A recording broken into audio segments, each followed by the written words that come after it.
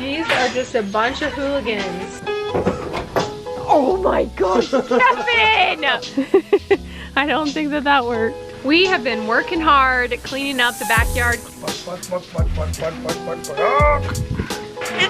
2, 3. We were young and we were free and running, never bothered about what could be coming.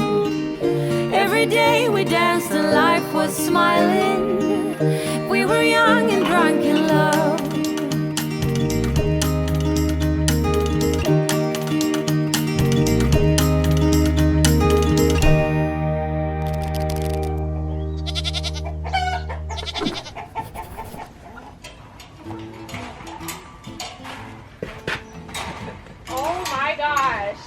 If this isn't the hardest thing in the world. Okay, you got all the babies and you got 2 chickens. Okay, let them in. Yep. Stampede. Yep, I'm ready. Go. Come on, babies. Everybody in. It's a fun day today. Welcome to Tattoo Day. It's not very fun to have to tattoo a baby goat, but we're gonna do it because they need it for their registration paperwork, and that's part of what you gotta do, so today's the day. I already disinfected everything, but now I gotta figure out which number is which number. These are like sharp little things that, well, kind of pierce their ears. Okay, well, I get that ready. They're gonna party in the milking station. Go. These are just a bunch of hooligans. Man, this crowd. Okay, so let's start with eyebrows. He's the first one on my list. Let's just start with him. You know which one eyebrows is? He's the one with the eyebrows. Okay, hold on. Did you comb your eyebrows really nice? Oh, look at that. He's so cute. Oh, it's not focused. There you go. He's a cutie. Okay, so first thing we gotta do is clean the ears. First time they've ever been cleaned, so they're disgusting. He loves it too. Look at all that dirt. Well, you gotta have clean ears. Look at that, guys. Oh. Filthy. Okay, you got him? Got him. Okay, 1, 2, 3. I know, it's so sad. And then we have to rub it in and it's gonna get everywhere. Oh, I should have had you wear a different shirt because when you hold the other side, Oh yeah. you just take off your shirt. Good. And I could tattoo you. That's true. Oh, Mr. Radar doesn't even need to be in here. What are you doing here? You can get out. Bye-bye. Okay. Go play. Okay, actually, and also, Sully can get out of here because he's gonna be a weather. So weathers aren't typically tattooed because they normally don't go with registration paperwork. So we're just gonna be focusing on the ones that are going to herds to be breeding, males or females. Okay, you got another one for me? Look how big he is. I know. Because he has Daphne's creamy milk. Alright, Romeo is also... It's not that hard to get yours cleaned. Hide your nose. Makes it better. Such a baby. You're strong as a horse, so this might be... Okay, you ready? Yep. 1, 2, 3. I know. Sounds like a horse. It's quick though, and then we're done.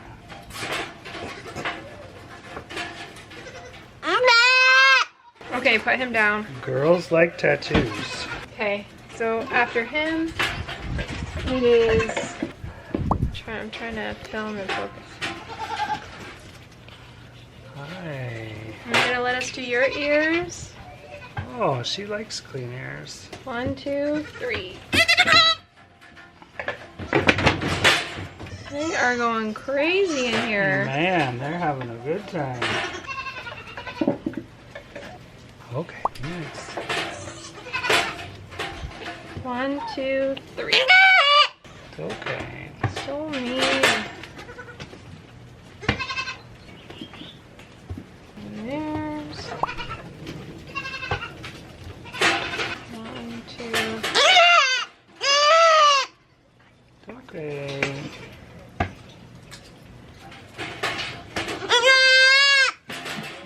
And then it's time to tattoo the right ear. Now we tattoo both ears to indicate which herd they're from, which year they're born, and the order of their birth. There's a letter associated with each year, so for 2025 the letter is T. So yeah, we just go through the herd and tattoo every kid that's leaving as a breeding buck or a doe. And oh my gosh, you guys, Kevin's actually wearing protective footwear today. Yes. It's not even dangerous. Actually, man. These baby goats. Maybe I would miss their ear and tattoo your toe. Oh, that's true. Well, after editing that footage of Kevin making the baby goat tire playground, I had a stern talk with him about proper footwear. Somebody said that he'll finally wear the proper boots once he loses a toe, but I don't want him to lose a toe. No, we like your toes. They are pretty toes. So if you guys didn't catch it last time, we got new Brunt boots, and I actually have a coupon code to share. These are really heavy duty, but they're known for being the most comfortable work boots. And they're designed to be worn straight from the box, which in our experience it has been. I mean, they've been really comfortable, you know, right from the get-go. They're also made with barnyard resistant leather, so they're waterproof, oil-proof, and heat resistant. And they're honestly pretty affordable, plus you get our discount on top of it. They also offer a free trial, so you can wear the boots to work, and then if you don't like them, you can return them for a full refund. And they're baby goat proof too. If you'd like to get some nice new boots for work or in the farm or garden, you can get $10 off on your first purchase by going to bruntworkwear.com/Weedham10 and entering Weedham10 at checkout. You drop like half of them on the ground when you do that. I don't think that worked. I've already harvested too much. Nice. Oh, there's some over here. We'll just pick them for you. Look at us. We're gonna pick them for Kevin. There you go. Guys, our front yard orchard is looking amazing. We've got the blackberries that are coming on. But the most important thing right now is we have a ton of mulberries. The one bad thing about mulberries is they are messy. They stain your fingers, they stain the ground. If you step around, they stain your shoes. But are they worth it? Yes, because they grow really easily here in the Southwest. There you go. Right. Oh, these are Lydia's favorite, the Pakistani. I don't think they're ready yet though. These are the long ones here. They're not ready yet, they have to turn purple. But my almond tree is doing really well this year. And you know what I'm so bad about? Every year, Kevin, you need to remember, we're supposed to pick off a bunch of these so we don't get just a ton of little peaches. Oh yeah. We're supposed to just like pull them off, and you're supposed to leave like 6 to 8 inches between each one, which is so hard to do because you feel like you're wasting fruit, but I think I'm actually a little bit too late on this too. It's just hard to do. But see, then look, they ripen and they're too small. A couple years ago, we planted a mulberry tree at the very, very front of the property here. And I was thinking of putting up a sign in the front of the yard that said, "Free mulberries, pick at your own risk." No, these ones are actually super tiny because these are this is like a really young plant. So they're like really, really tiny. They're still good though. Ooh, they're super sweet. It tastes like Skittles almost because they're sweet and a little bit tart. Yeah. Right here. Only pick the mulberries, please.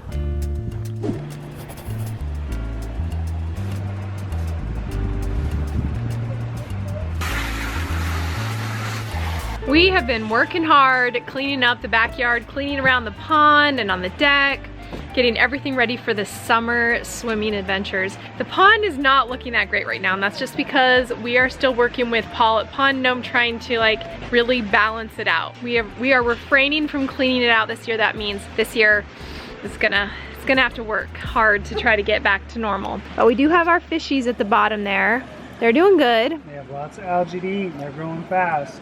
Yeah, so basically the main problem is we have algae that grows because we have too many nutrients in the pond. And some of the plants we originally chose, they're easy to grow, meaning they don't really use up a lot of nutrients. They just grow easily, no problem.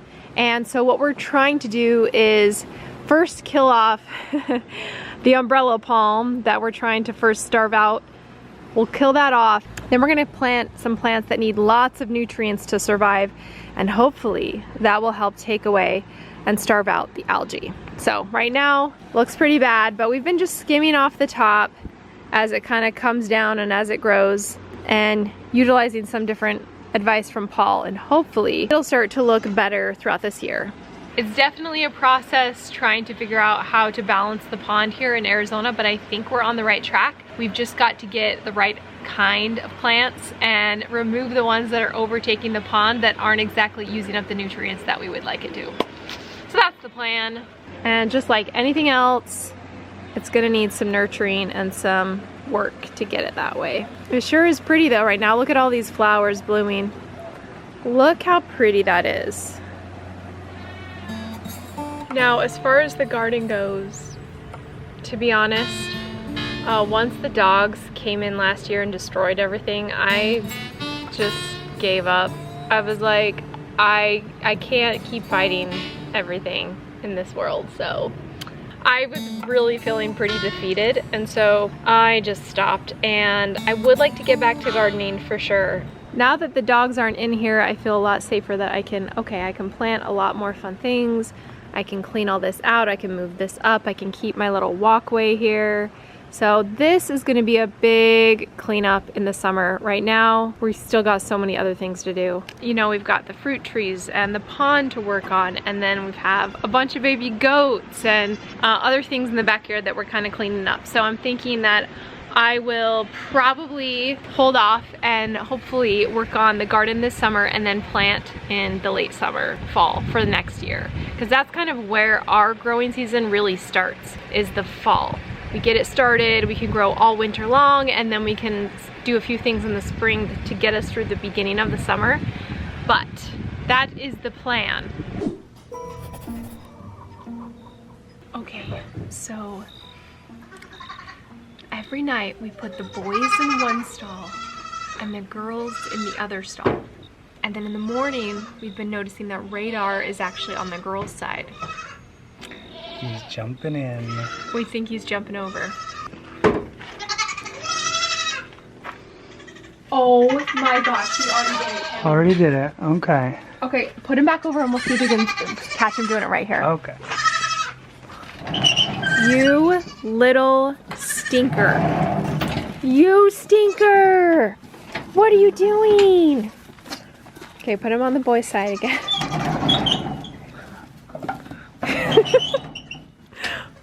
Okay. Over here, there's milk over No, honey, you can't talk. Kevin, you gotta come over here when he needs to think that we left. Oh. Okay, shh.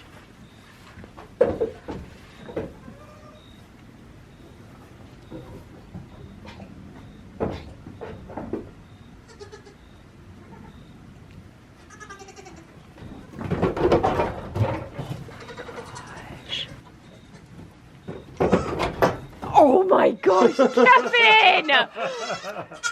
Radar! You can't just... He like gets a running start. Parkour. Hits Parkour. off of the feeder. That is crazy. Well, I guess if you want to be with the girls, that's okay, but only for tonight, okay? We'll take down the feeder. He likes these girls. Yep, girls do smell better. You little stinker. We separate you so you guys... What are you thinking? Thinking these girls are pretty. Stinking Radar. Already causing problems. Now, he is fully intact right now. We have not castrated him yet. We were going to castrate him late. We were going to keep him with the boys for a while, let him develop a lot of those male hormones, and then castrate him later in life. Right now, he loves being with the girls, which is on par for Mr. Radar. We finally cleaned the whole barn out. So we've got just these two over here. Oh no, we've also got little Sully down there. He's already ready for bed. And then Kevin's giving the last night bottle to Coco and, well, now Radar. That's probably what he's learned, is if he comes over here, there's milk. There's milk on this side too. Well, I give it to him on that side too. He just wants milk on both sides. Yeah, he likes the girls, I guess. Both sides. So we've got him and Coco. We've got Dorothy, Sophia, and Rose, the 3 Violet kids. And then over here in the corner, the little buddies are Twyla's little kids. They stay together because they're used to each other. And they're already going to bed like good little babies. Look at that. I know. They're cute. Whoa. She's a jumper too. Yeah, give her a lot. She's the one that needs the most. She does get a lot. Meanwhile, I've got 2 cute little boys chewing on me. Romeo's got a little heart on his back. That's why I thought Romeo was such a good name.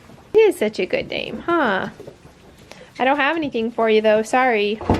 So we're about getting that time to separate the boys from the girls because the boys start getting really annoying.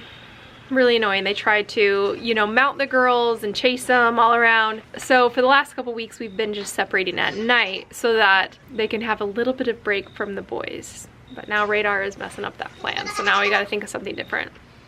Boys are annoying. They are. With the summer quickly approaching, it's going to be pizza oven cooking season. Even though it's hot, we still like to be outside and swim and cook in the pizza oven.